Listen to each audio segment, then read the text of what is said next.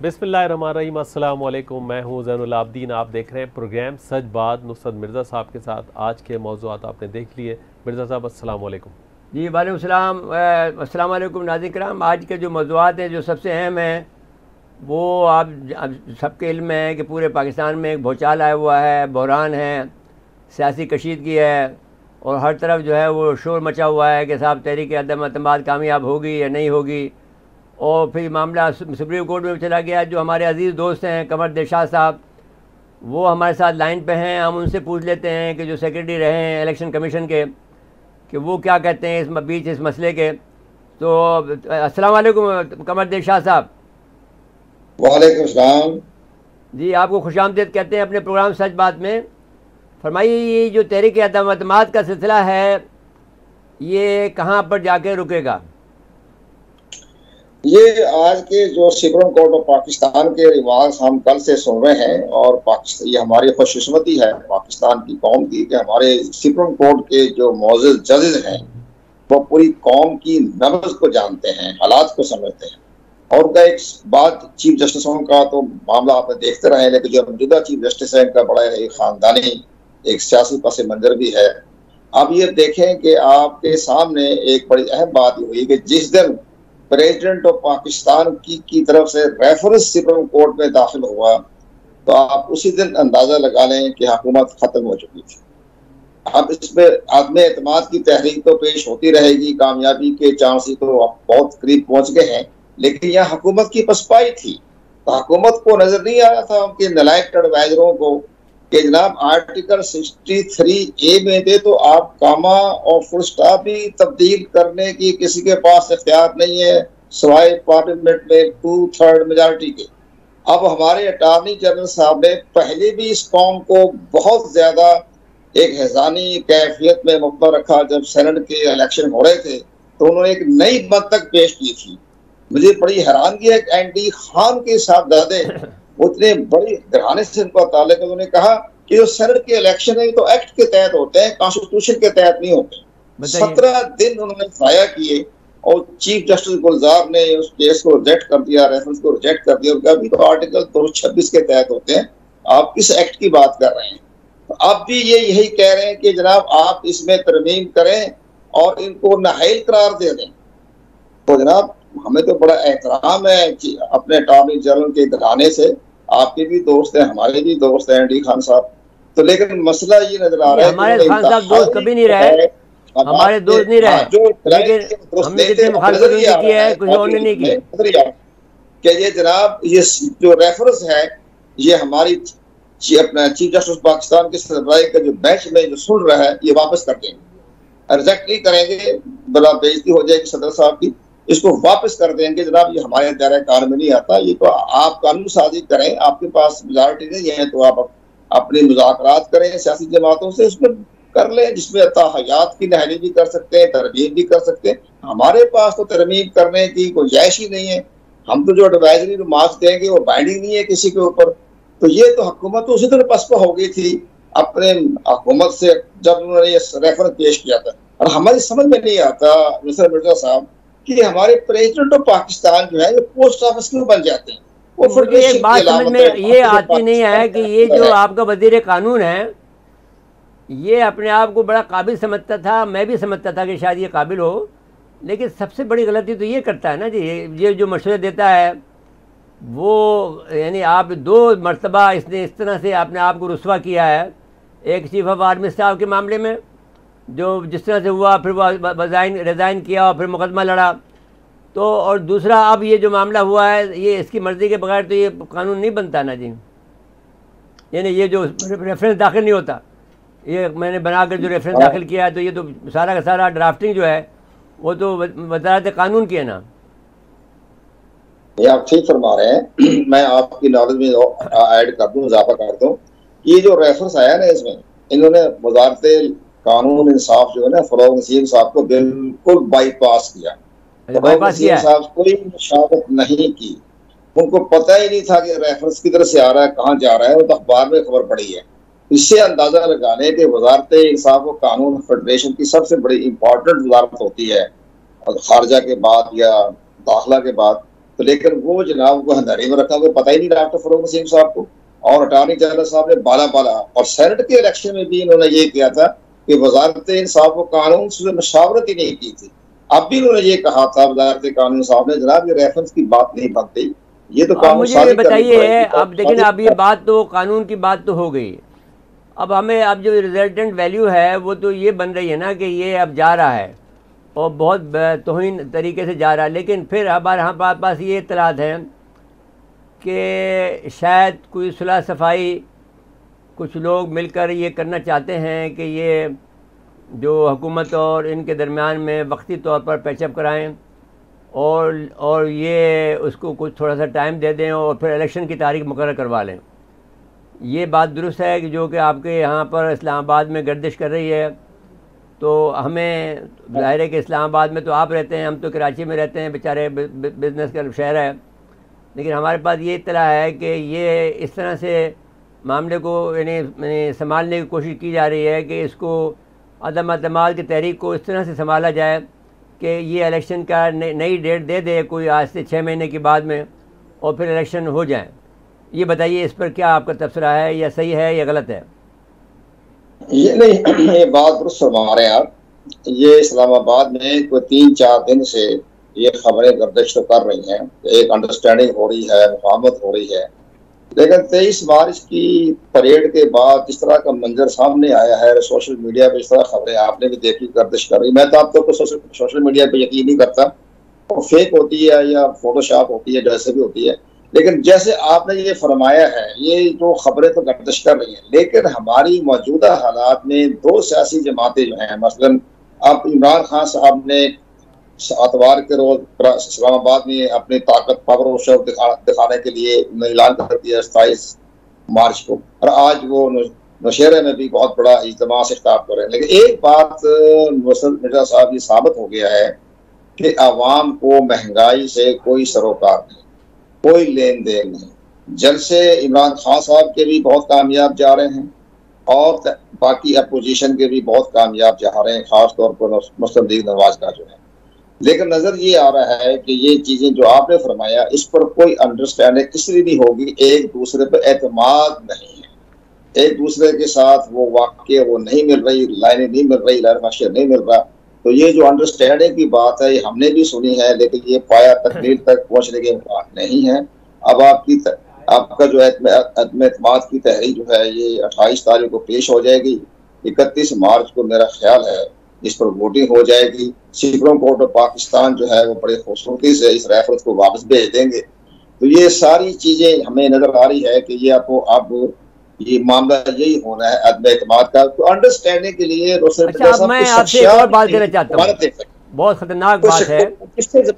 नहीं, इसमें अगर आप इसका पैटर्न देखें तो ये पैटर्न कोई अच्छा नजर नहीं आ रहा मुझे। वो पैटर्न ये देखिए कि वो एक पाकिस्तान ने भी अपने आप को कंट्रोवर्शियल कर लिया, वो भी स्पीकर ने अपने आप को इंतहाई कंट्रोवर्शियल कर लिया, चेयरमैन सेनेट इंतहाई कंट्रोवर्शियल। बाकी हमारी फौज का इदारा है, वो कहते हैं हमारा सियासत से कोई ताल्लुक नहीं। तो ये सारे हम तो न्यूट्रल हैं, या सियासत से हमारा कोई ताल्लुक नहीं। तो एक फौज भी एक तरफ हो गई, जो हमारी कौमी असम्बली का speaker, chairman senate, president of Pakistan, ये सारे कंट्रोवर्शियल हो गए। सदर साहब तो एक पोस्ट ऑफिस से भी ज्यादा दस्तखत करके रेफरेंस भिजवा देते हैं। वो 3 दफा सदारती ऑर्डिनेंस मनसूख रिजेक्ट किए हैं हमारी आला अदालतों ने। जितने भी इनके ऑर्डिनेंस आए वो सब के सब आला अदालतों ने रिजेक्ट कर दिए। इससे बड़ी और क्या बात होगी। इलेक्शन कमीशन ने इनका इलेक्शन एक्ट का जो ऑर्डिनेंस वो रिजेक्ट कर दिया, और वो प्राइम मिनिस्टर साहब को नोटिस भेजे जा रहे हैं। तो ये सारी चीजें नजर ये आ रही है कि अब तो ये तहरीक अदम एतमाद का फैसला पार्लियामेंट में होना है। बेशक ज्यादा से ज्यादा हमें नजर आ रहा है कि 1 अप्रैल है, या फिर 2 अप्रैल है, 3 अप्रैल को संडे है, बस 3 से आगे तो क्रॉस नहीं कर सकते। ये 2 अप्रैल से पहले जो है ये फैसला इसका हो गया। अच्छा, रुक जाइए। अब मैं पूछना चाहता हूँ आपसे कि ये जो जजों का जो पैटर्न है ये बड़ा खतरनाक है। इसमें डिवीजन, इसमें देखिए जी बात ये है साहब, आपको हो गए, हमें हो गए, इन तो आगे तो कानून लाना नहीं। आपकी राय बड़ी अच्छी राय, सियासी पस मंजर, हमारा अपना एक आईनी और कानूनी और एडमिनिस्ट्रेटिव तजर्बा, हमें तो आगे लाना नहीं। चौधरी शुजात साहब भी अपनी क्रेडिबिलिटी खत्म कर बैठे। वो भी इंतहाई कंट्रोवर्शियल हो गए जब उन्होंने फजल रहमान के साथ वादा किया कि जब आप वापस चले जाए 2 महीने में 3 महीने में इलेक्शन दोबारा हो जाएंगे मार्च में, लेकर वो भी खत्म, बाद में वो भी खत्म कर दिया। तो चौधरी शुजात साहब, परवेज इलाही, ये भी सारे एतमाद हो चुके, तो किसके जरिए किसको एतमाद में लेके आएंगे? ये तो कोई भी आदमी नहीं मैदान के अंदर। बदकिस्मती हमारी है कि इस वक्त कोई भी ऐसी शख्सियत नहीं जिस पर कोई एतमाद कर सके। आर्मी है एतमाद करने की जगह, लेकिन आर्मी बीच में नहीं आई। जी बहुत बहुत शुक्रिया कमर शाह साहब, आपका इंतहाई मशकूर है कि आपने जो कानूनी नुक्ते हैं जो इलेक्शन कमीशन से मुतालिक हैं या दस्तूर से मुतालिक हैं वो आपने बयान फरमाए। आपका बहुत बहुत शुक्रिया जी।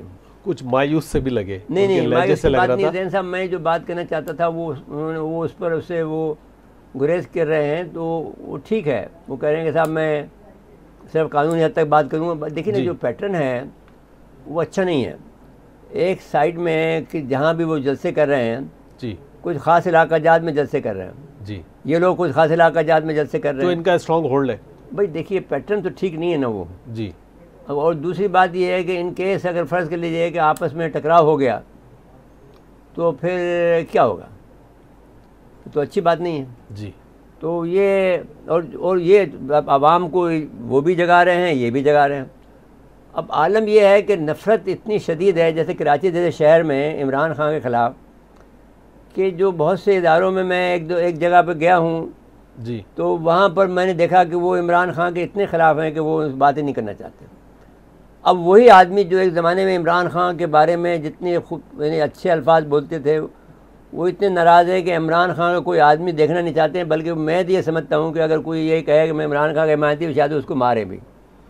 This is the pattern. मायूसी की अलामत नहीं, गुस्सा है आवाम को कि वो उन्होंने जिस अंदाज से इस आदमी ने उम्मीद लगाई थी लोगों ने, और वो तबाह उनकी उम्मीदों को तोड़ दिया है, बिल्कुल पानी फिर गया। अब नहीं, अब मसला ये आ गया है कि जो मुझे जो खौफ है, जैसे अभी उन्होंने कहा कि जो ये एक नई खबर दे रहे हैं कि ये जो वजारत कानून को मशवरा ही नहीं लिया, इनको बाईपास। वैसे मिर्जा साहब ये बात ठीक है, इनको वैसे इससे पहले ही बाईपास किया गया, क्योंकि इनके ऊपर भरोसा नहीं किया जाता है।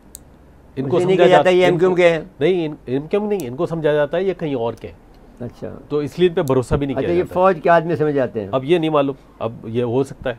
तो बहरहाल इन पे भरोसा नहीं है, इसलिए ये फंसते हैं, फिर बार बार वो इनकी जो पिटीशन है वो फारिग हो जाती है। आपको भाई देखिए, आपके पास हमारा एक छोटा सा इदारा है, हम एक टीवी के चैनल में हैं, तो हमें अपने जो हमारा जो एक्सपर्ट होते हैं, मतलब जो भी किसी चीज़ का एक्सपर्ट है, कोई वॉइस का एक्सपर्ट है, कोई आदमी मैंने वीडियो का एक्सपर्ट है, कोई आदमी कैमरे का एक्सपर्ट है, तो हम तो उसके मशवरे को मानते हैं जी। आपका ये तरीका होता है कि भाई आपकी जो टीम है, this is a team work. एक छोटा सा सेट लगना होता है, तो उस पर भी हम आपस में बात करते हैं जी। तो उसमें अगर आप ये नहीं करेंगे तो वो फिर टीम वर्क तो रहेगा नहीं ना फिर, और ना वो कामयाब होगा। नहीं, इमरान खान साहब की एक टीम है, उस टीम का अहम खिलाड़ी है शहबाज गिल। फिर वही बात आप कर रहे हैं, शहबाज गिल है, वो फिर फेल है ना। अगर उस टीम का बराज, जिस टीम का जिक्र हम करते आ रहे हैं 3 सालों से, वो टीम तो अब फेल हो गई ना। अब उसके सारे नट बोल्ट खुल गए। अब कोई ऐसी चीज़ बची है जिस अब उसको टीम कहते हैं आप? नहीं, वसीम अकरम प्लस है, वो अभी तक मानते हैं। फिर वही बात, फिर कैसे आप वो फिर भैंसी पे नहीं आए। मैं कहता हूँ नट बोल्ट सबके खुल गए ना, सबका जो भी वो था, वो यानी जितना भी वसीम अकरम प्लस थे वो सबके सलाहियतें सबके सामने आ गई जी। तो अब आपके अगर वो समझ में नहीं आ रही है तो यू आर ए नट, तो फिर योरसेल्फ। तो अब फिर इसका मतलब फिर आप चले जाए तो बेहतर है। हाँ, तो जाना चाहिए। अब आगे मुल्क तो चले, लोग तो बहुत परेशान है, महंगाई परेशान है कि आप देखिए ना, परेशानी की बात यह है कि आप हर एक से लड़ने को तैयार बैठे हैं, ऐसे तो नहीं होता भाई। सियासत में ऐसे नहीं होता है। सियासत में तो आपको मिलना पड़ता है, कहीं पर नरम होता है, कहीं गर्म होता है। खालिद को भी सामने बैठाया जाता है। और ये बात इनको पहले से बता दी थी, ये जो पामिस लोग हैं इन्होंने जी, इन्हों को बता दिया था कि जो मार्च का महीना है और आखिरी हफ्ता है वो इनके लिए बहुत सख्त गुजरेगा। तो आप अपने, और सबसे पहले ये कहा गया था कि आप अपने दोस्तों से होशियार रहें जी। ये कब कह रहे हैं? आज से 1 साल पहले से कह रहे हैं कि आप इनके अपने जो आपके जो करीबी दोस्त हैं उनसे आप अपने ताल्लुकात बहाल करें। ये पामिस कह रहे हैं, 1 साल से कह रहे हैं कि सबसे बड़ा खतरा आपको अपोजिशन से नहीं है, आपके अपने दोस्तों से खतरा है। साहब बहुत बड़ी पहुंची हुई शख्सियत उनके साथ एक शरीक है, तो उनको फिर क्या जरूरत है किसी और की बात पे? आदमी को देखिए, पहले तो जाते भी नहीं थे ना किसी के पास, अब तो जाते हैं, चाय पीने जाते हैं और बात भी नहीं करते हैं। अभी सियासत की अलग भी नहीं आई है ना जी। अब मसला ये है कि अब अगर फ़र्ज़ कर लीजिए कि ये मैं जो बात आपसे कह रहा हूँ कि ये जो बात इतनी आसान नहीं है जितनी हमारे कमर दिलशाद साहब कह रहे हैं। ये मेरे ख्याल में जो इंडिकेशन दे रही है अदलिया जी, उसमें ये बात तो ये है कि जब ये उन्होंने कहा कि भाई ख़यानत जो है वो कुरान शरीफ में बहुत ज़्यादा बहुत ही यानी सख्त उसके सज़ा में रखी गई है, तो जब उनके पास जाएगा केस तो वो उनको उसके वोटों को नल एंड वाइट करार दे देंगे। ठीक है। अब उसके बाद में क्या नतीजा निकलता है वो अलग बहस है। और इन लोगों को जो लोग ये वोट देंगे इनको वो अब वो कहते हैं कि ये बात तो हम पक्की बात कहते हैं कि वो तो हम नाअहल करार दे देंगे जी। लेकिन फैसला ये है कि कितने सालों के लिए करेंगे ये ज़ेर बहस है। सारी उम्र के लिए करेंगे या 5 साल के लिए करेंगे या 10 साल करेंगे। बिल्कुल ठीक है। तो ये अगर सियासत में अगर आप ये करना चाहते हो तो फिर वो तो नहीं करें। अब मैं वही आपसे कह रहा हूँ कि हल इसका यही है कि इस वक्त इसको टाल दो और फिर इसके बाद में दूसरा हल्ला करो। मेरे साहब खयानत ये भी तो है ना कि आपने मंशूर पेश किया और मंशूर के एक नुक्ते पे अमल नहीं हुआ, नहीं तो फिर वो उसी पे मैंडेट मिला, उस पर नहीं तो वो भी तो खयानत में आएगा। वो बात उस पर बहस नहीं हो रही ना, बहस तो इस वक्त अदम एतमाद की हो रही, पार्टी की हो रही है इस वक्त जी। उस पर बात अगर कोई आदमी ये पिटीशन लेके जाए कि इसने खयानत की है तो एक अलग बहस है। अब तो खयानत ये मेंबर ऑफ द पार्लियामेंट कर रहे हैं ना जी। बिल्कुल ठीक है। ब्रेक के लिए कहा जा रहा है, ब्रेक के बाद आएंगे तो इस्लामाबाद की ताज़ा तरीन सूरत हाल क्या है इस पे ओन शिराजी साहब से पूछ लेंगे। नादिर मुख्तसर वक्फा है, वक्फे के बाद आते हैं। एक मरतबा फिर प्रोग्राम में खुशामदीद कहते हैं। मेरे साहब ताज़ा तरीन सूरत हाल के लिए ओन शिराजी साहब हमारे साथ प्रोग्राम में जी। ओन शिराजी साहब अस्सलाम वालेकुम।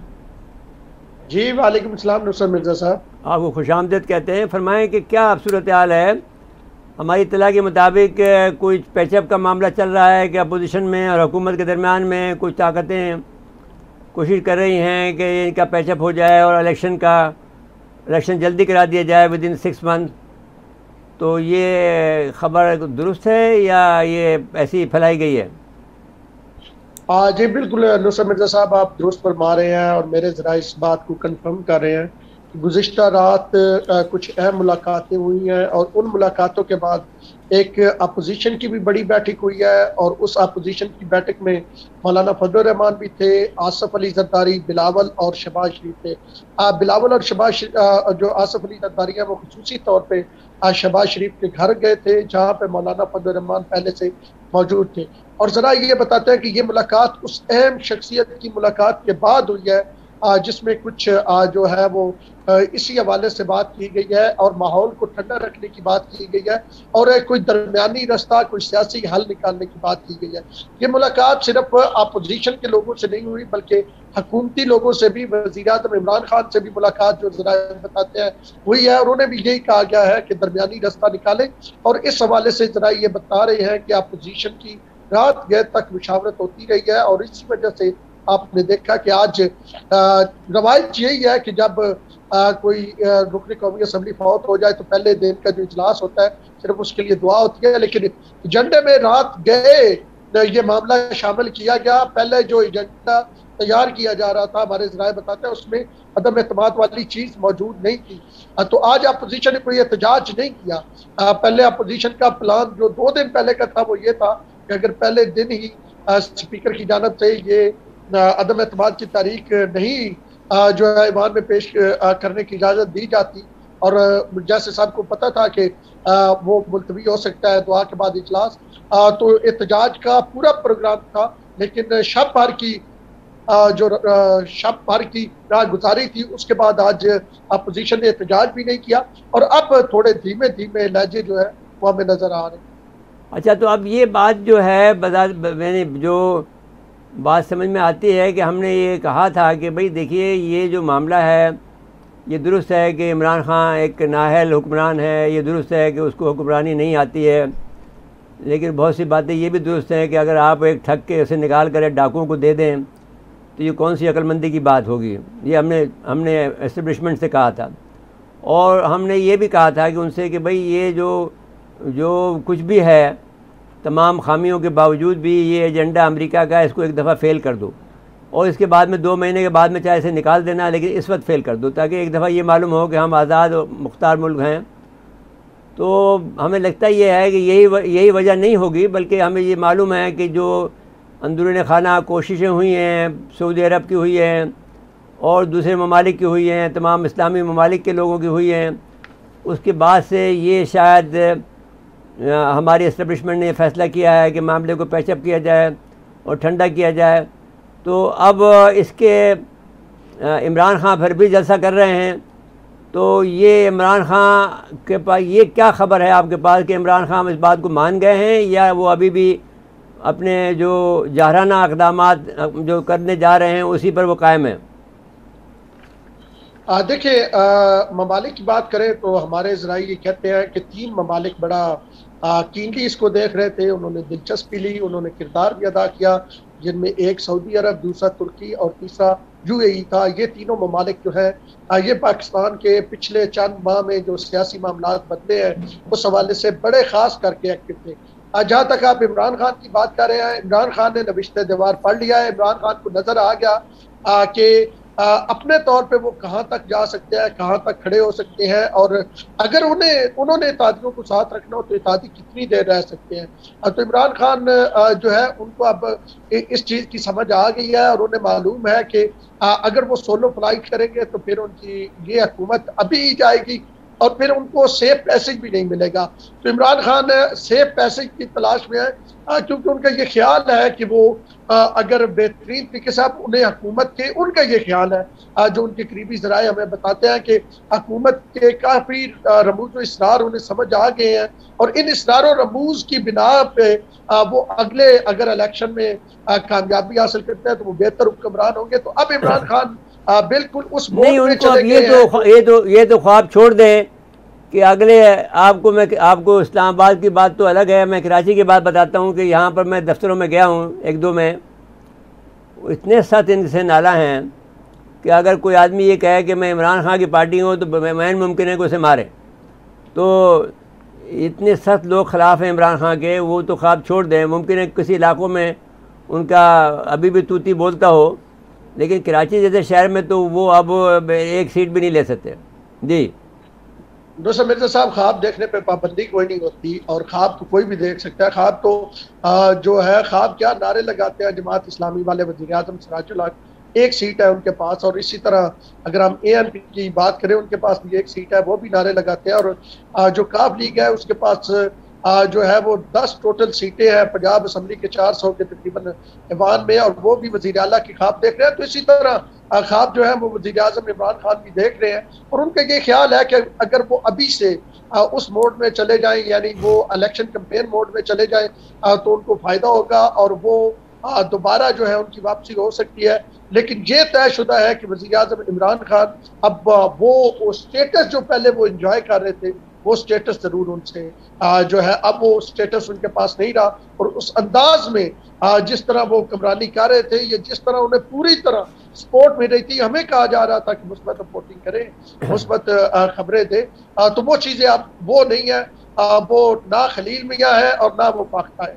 अच्छा, और इनके जो फवाद चौधरी वगैरह हैं, इनकी बॉडी लैंग्वेज क्या है? क्योंकि मैं हमेशा बॉडी लैंग्वेज, तुम लोग जो है जो इतने करीब रहते हो इन लोगों के, तो इनकी बॉडी लैंग्वेज ज़रूर देखते होगे, उसी से अंदाज़ा होता है कि भाई ये तनतना अभी मौजूद है, या आपने तो अभी कह दिया ना कि खलील खान फाख्ता जो है वो अब छोड़ दे उड़ाना, तो वो तो कह दिया आपने, लेकिन अब भी फिर भी मैं पूछ रहा हूँ कि इनकी जो बॉडी लैंग्वेज है वो क्या है?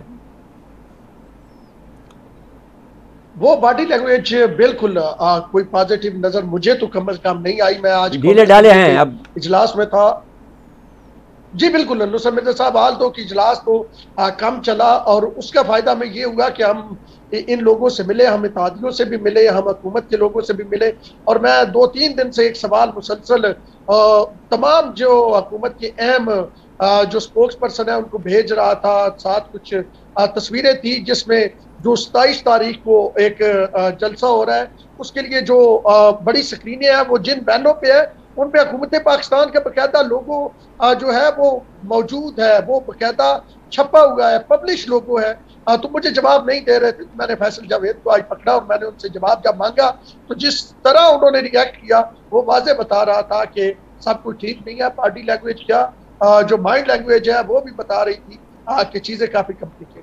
अच्छा, मसला ये है कि औन साहब के पूरे पाकिस्तान में महंगाई जो है अरूज पर है, कुकिंग ऑयल है, घी है, चिकन है, अच्छा, और कोई कहीं पर कोई कंट्रोल नहीं है हुकूमत का, कहीं पर कोई, यानी आप ये एक जगह पे भी इनका मालूम नहीं होता है कि रिट हो हुकूमत की, तो इस लिहाज से ये मुकम्मल तौर पर अपनी जगह पर तो फेल हो चुके हैं। दूसरी बात आप ये बताइए, अगर आपके पास इल्म हो कि OIC का इजलास में 140 नकाती जो एलामिया जारी हुआ है, इस पर इसके क्या असरात आप देखते हैं कि लोगों के अज़हान में मरतब हुए हैं, या इससे इनको इमरान खान को कोई फ़ायदा मिला है? इमरान खान ने आज भी जो जलसे में तकरीर किया, उन्होंने यही बेचने की कोशिश किया कि जी OIC इजलास और मुस्लिम उम्मा को मैंने मुत्तहिद किया, किसी को नसीब नहीं हुआ पहले, और मैं इस अंदाज में OIC, आप देखिए एक तरफ ये लोग यहाँ पे बैठे हुए थे इनके वज़राए खारजा, और दूसरी तरफ इनके इन्वेस्टर जो थे इन्वेस्टमेंट करने के लिए इन्हीं ममालिक के जो है वो जम्मू कश्मीर में बैठे हुए। ठीक बात है। उससे वाज़ेह हो जाता है कि ये कितने संजीदा है। ये बिल्कुल संजीदा नहीं है, ये OIC महज एक दिखावे की जो है वो तंजीम रह गई है। इससे तो बेहतर था वो जो मलेशिया और तुर्की वाला एक ब्लॉक बन रहा था, जिससे हमारे वज़ीर आज़म साहब कहते हैं एब्सोल्युटली नॉट, और कहते हैं जी मैं किसी से डरता नहीं हूँ, और फिर सऊदी अरब की एक कॉल पे वज़ीर आज़म वहाँ पे नहीं गए थे, कमिट करके उनसे बात करके उनके साथ वादा करके फिर वहाँ पे नहीं गए थे, और सऊदी अरब को खौफ था कि OIC के मुकाबले का कोई ब्लॉक ना बन जाए या कोई तंजीम ना बन जाए। तो OIC ने इससे पहले 3 माह पहले साहब, मतलब ये है कि आप यूँ कह सकते हैं कि इमरान खान सिर्फ टाइम फिश है, कुछ भी नहीं है, बस कंपनी की मशहूरी है, और वो इस बात को भी अपनी कंपनी की मशहूरी के लिए इस्तेमाल कर। अच्छा, कंपनी मशहूर, बहुत बहुत शुक्रिया आपका मोहन सिराज साहब, आपने जो बातें बताई, लेकिन बहरहाल इस बात की तस्दीक आपने कर दी है कि बहर पैचअप का मामला चल रहा है, दरमियानी राह निकाली जा रही है। और ने बताई है कि जो वो वहाँ पर जो 23 मार्च का जो आपका इजलास हुआ है, 23 मार्च की जो परेड हुई है जी, उसमें ये खैर सदर को तो जाना होता है, सदर तो वहाँ नहीं रुकता, लेकिन अमूमी तौर पर वज़ीर आज़म जो है वो कोशिश ये करता है कि आवाम से मिले जुले जी, तो वो तो नहीं मिले, लेकिन चीफ ऑफ आर्मी साहब मिले सबसे जी, और बल्कि वो जो बच्चे जो नगमे गा रहे थे उनके साथ मिले, और फिर वो फ़ौजी जो उनको रोक रहे थे या उनकी ढाल बनना चाहते थे उनको भी हटाया उन्होंने जी। तो वो एक अवामी उन्होंने टच दिया है चीफ ऑफ आर्मी साहब ने, जो कि एक अच्छा टच है, और इन्होंने नहीं दिया। ये तो अब आवाम से ही घबरा रहे हैं, और आवाम से अगर घबरा रहे हैं तो मैं नहीं समझता कि जो बात उन ने कही है कि अभी तक वो उनका तंतना और उनका जो दिमाग है वो अपने दिमाग के अंदर वापस आया हो, वो अभी भी आउट है, क्योंकि वो दिमाग को बैठते बैठते ज़हन साहब वक्त लगता है, क्योंकि हम तो इस उम्र से गुजर चुके आ चुके हैं ना। जो इनकी कैफियत है वो हमारी 18 साल की उम्र में थी। मैं तुम्हें पहले भी कई दफ़ा कह चुका हूँ कि 18 साल में जो ये सियासत कर रहा है, इसके ज़मीन सियासत हम 18 साल में करते थे, इससे बेहतर करते थे और कामयाब। अच्छा, और फिर हम कभी नाकाम नहीं हुए। ये यानी अजीब बात यह है कि 4 साल हमने हुक्मरानी की कॉलेजों में, भाई 4 साल का अरसा होता है ना कॉलेज में जी, तो 4 साल तक हमने हुक्मरानी की, और छोटा शहर था, ठीक है भाई, हैदराबाद छोटा शहर है, कराची ज़्यादा शहर तो नहीं है, लेकिन आप उसको ये देखें ना कि किस तरह से चारों तरफ चारों कोने हमने पकड़ के रखे, और किसी को भी जो है आपने चू नहीं करने दिया, ना जुर्रत थी किसी लेफ़्ट वाले को ना किसी राइट वाले को। हम अपने स्टूडेंट सियासत करते थे। हुक्मरान के लिए गिरफ्त बड़ी अहम चीज़ होती है, लेकिन उसमें आपको देखिए ना, 2 बातें बहुत अहम है। एक आपका मिजाज जो है वो सियासी होना चाहिए जी। आप अगर जैन साहब से नापसंद भी मिल रहे हैं तो आप जैसे ये लोग हैं, पीपल पार्टी वाले लोग हैं जी, मुस्कुराते हुए मिलते हैं, यूँ कर रहे होते हैं, हम मिलते हैं। जैसा कि वो हम गए एक तकरीर की, मैंने कहा भाई ये जो अंदाज़ है हाथ जोड़ने वाला, ये हमारे सिंधी भाई जो करते हैं, तो इस पर हमारा दोस्त जो है जो सईद खावर ने कहा कि फिर अंदर से छुरे भी मार देते हैं, वो हमने तकरीर में कहा। तो मैंने कहा भाई ये तो फिर एक अलग बहस है, लेकिन वो उनका आजिज़ी का अंदाज़ है, आजिज़ी का अच्छा अंदाज़ है। मैं ये कहता हूँ कि जो आदमी दूर बैठा हो, और ख़ुसूसन कोरोना के ज़माने में तो ये बड़ा काम आया। बिल्कुल ठीक। तो लेकिन मैं ये समझता नहीं हूँ कि ये अंदाज़ अच्छा है। लेकिन मेरे साहब मैं एक और बात कर रहा था आपसे कि OIC का जो मकसद था ना, वो अफगानिस्तान के माशी मामलात और वो हुआ है, और जो कश्मीर का मसला है, अगर नहीं कश्मीर के मामले में भी अच्छा बात हुई है, फैसला कौन बात होनी चाहिए कि आप OIC नहीं होगी, बहस यही है कि जब पहले बना था तो उसमें कॉन्फ्रेंस का लफ्ज़ इस्तेमाल किया था, ऑर्गेनाइजेशन कहीं नहीं तो थी। जब आपने ज़ाहिर है जब बुनियादी गलत रख दी, हाँ, तो वो उन्होंने नहीं रखने दी ना कि आपको असल में तो वो सबसे ज़्यादा ख़तरा उनको सल्तनत उस्मानिया से था। जी, आपने वो तंजीम बनाई थी कि सल्तनत उस्मानिया की खिलाफत को रिवाइव करें जी, वो रिवाइव होने नहीं देना चाहते थे, वो नहीं होने देना चाहते थे। अभी भी आपको देखिए कि क्या हाल किया है इसका जी। अर्दगान साहब ने जल्दी कर दी कि आपने पहली हरकतें करके सारे अरबों को जो है आपने मुखालिफ किया, इसराइल को वहाँ बढ़ाया, और आखिरकार में आपका लीड है कि उनकी हैसियत उन्होंने ज़ीरो कर दी, और आप खुद जो है नेटो के फिर आप जाके अल्टीमेटली आपको जाना पड़ा, घुटने टेकने पड़े। तो मतलब ये कि क्या फ़ायदा उस किस्म की अकड़ का जब आपके पास वो ताकत ही नहीं है। तो वो और अब वो नहीं आते।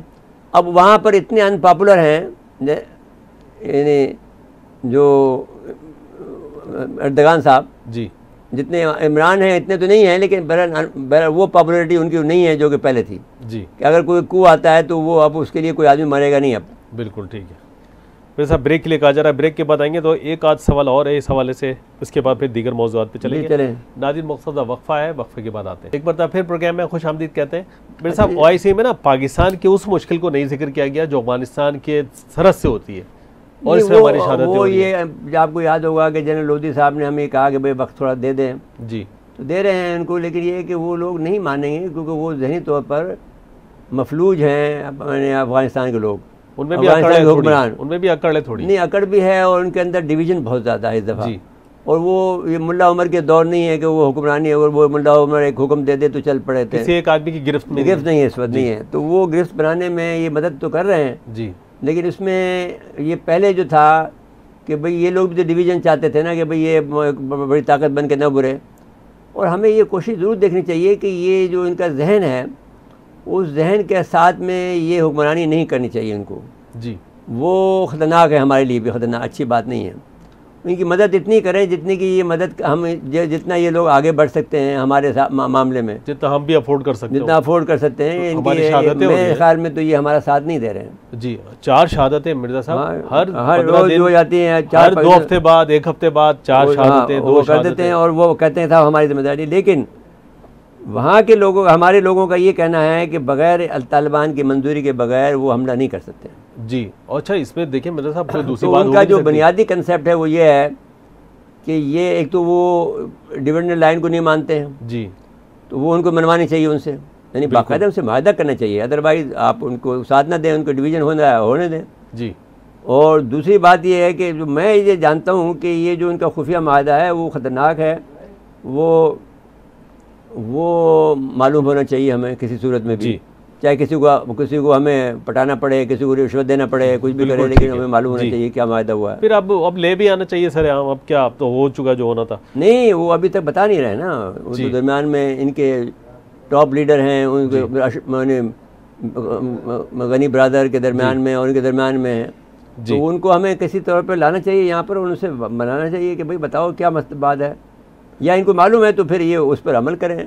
लेकिन बहरहाल हमारे 4 जवानों की शहादत हुई है और ये हमारे लिए बहुत दुख है, और ये रोज़ होती है, ये ऐसा नहीं हो कि आज हो रही है, हर रोज़ एक दो आदमी, और अगर ये दरअंदाज अंदर आ जाते तो और पता नहीं क्या नुकसान करते। ये तो रोका जवानों रोका है, लेकिन अब उनका कितना नुकसान हुआ वो तो नहीं मालूम हो सका ना, वो तो ले गए अपनी लाशें भी जी। वो तो बिल्कुल ऐसे ही होता है। फिर साहब आ जाए एक और वाक़या जो है जिसमें ये जिनसी तशद्दुद का जो वाक़या हुआ है, उस्मान मिर्ज़ा को 5 मुजरिमों को जो है उम्र कैद की सज़ा हुई है, 2 मुल्ज़मान बरी हो गए हैं, 5.5 माह में उन्होंने फैसला किया।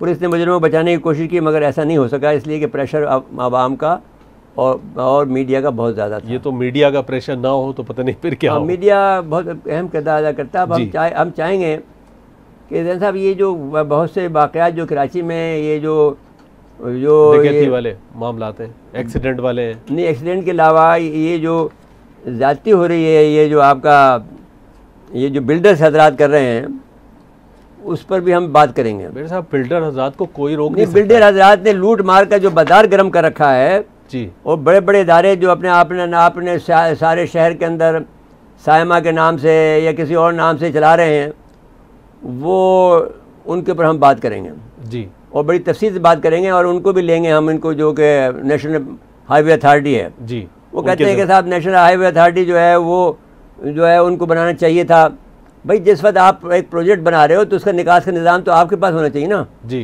तो नेशनल हाईवे वाले क्यों बना के देंगे आपको?